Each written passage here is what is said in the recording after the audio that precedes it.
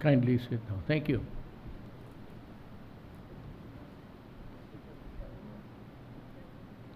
Nakalagay dito sa prepared speech ko in bold letters, Mr. President, we are live on TV para hindi ako magmura. Well, if there is no reason really not to, and there's enough reason that would compel me, Executive Secretary Salvador Medaldia, Health Secretary Francisco Duque III, National Security Advisor Secretary Hermogenes Esperon, Senator Bongo, AFP Chief of Staff General Jose Faustino Jr., PNP Chief Police General Guillermo Eleazar, PAGCO Chair and CEO Andrea Domingo. Ma'am, patawarin mo, hindi kita nakilala agad kasi nakakasira lang. Di na muna talaga malaman ang magaganda sa Melco Resorts Philippine Foundation Vice President Armin Raquel Santos, officers, enlisted personnel, and civilian employees of the Presidential Security Group led by Group Commander Colonel Randolph Kabangbang, other distinguished guests, ladies and gentlemen. We have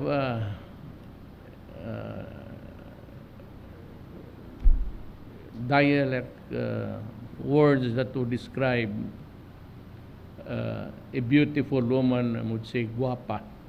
Actually, it's Spanish and carry over. Pagkalalaki, we say guapo. But if we refer to an inanimate thing, we would say guapo. That's the simplistic Visayan dialect. Ngayon, nung sa ospital ninyo nakita ko, talagang guwapo. Pag Bisaya, tanungin mo, guwapo. Actually, it's the most beautiful hospital that I've ever seen in my life. I've been operated on in different hospitals in the span of my life until now. Ito ang pinakamaganda na hospital. Ang sarap ng mamatay sa kagandahan. I am pleased to join the Presidential Security Group, my fellow workers in government, and our partners from the private sector as we gather for the inauguration of the PSG Station Hospital. Truly, this is a proud day for all of us. Congratulations to the PSG officials for the success of this project. I commend you and your partners for working hard to make the PSG hospital a reality. The construction of this medical facility is admirable feat, especially amid the challenges of the COVID-19 pandemic. This will greatly benefit PSG personnel, their dependents, and other primary stakeholders. This new PSG hospital is a testament to the administration's commitment to provide quality medical services to our troops. I encourage all PSG personnel to take advantage of the broad range of hospital services and state-of-the-art facilities made available to you. Our highly skilled medical staff will provide you with the best quality of service. It is my hope that your healthcare needs will be adequately addressed by this facility, especially in these challenging times. As we move forward, you can be assured that we will provide you with all the necessary support and assistance you need to focus on fulfilling your mandate of protecting the country and the Filipino people. Today is also the formal turnover of the book Philippine Tactical Combat Casualty Care Corps Manual to the Armed Forces of the Philippines and the National Police. Baka magdating yan doon sa mga MPA, ha? Taguin ninyo yan.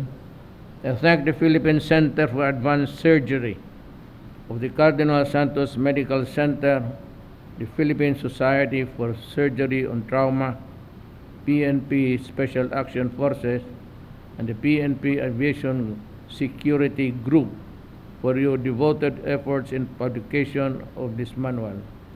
Your competence and knowledge and skills are vital in developing the capacity of our troops and ensuring the success of their operations. This manual also exemplifies the effective collaboration of various institutions to help safeguard the lives of Filipinos. We must continually support those engaged in the field combat to maintain peace and order in the Philippines. I urge you to further uphold excellence, integrity, and compassion in the provision of tactical field care. With the same dedication and commitment, may you inspire your peers to help build a peaceful and safe country for our people. I trust that all of you will be relentless in upholding our national security. To the heroes in the field, I thank you for your unwavering cooperation in government. There's a word here, medical field. May we continue to work together to achieve our highest aspirations for the Philippines. Maraming salamat po. Thank you, Mr. President. Wear your mask.